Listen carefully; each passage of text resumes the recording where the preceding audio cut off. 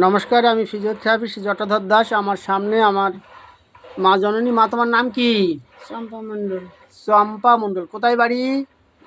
5 নম্বর চাঁড়খালি। 5 নম্বর চাঙালখালি। চম্পা মণ্ডলের ডান হাত ভেঙে গিয়েছিল।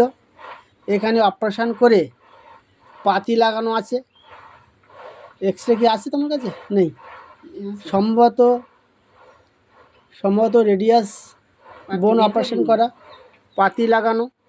মা, আঙুল খেলাও দেখি। হাতটা মুঠো করো, মুঠো করো।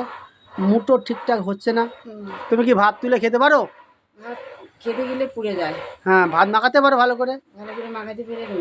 হ্যাঁ, তুমি কাজ বাজ করতে পারো এই হাত দিয়ে? ওই হাত দিয়ে করি কোনো কারণে। কোনো ক্রমে কাপড় চোপড় পরার ক্ষেত্রে সমস্যা হয়? সমস্যা হয়।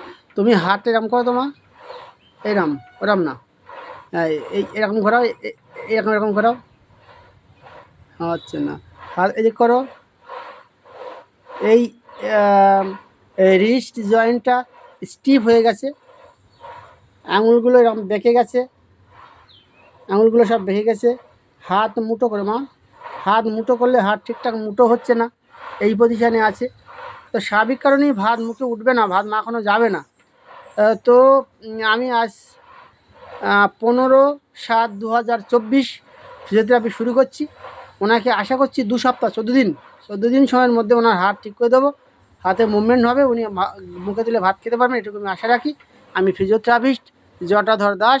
আমার চেম্বার যোগেশগঞ্জ বাজার, রায় মেডিসিনের কাছে।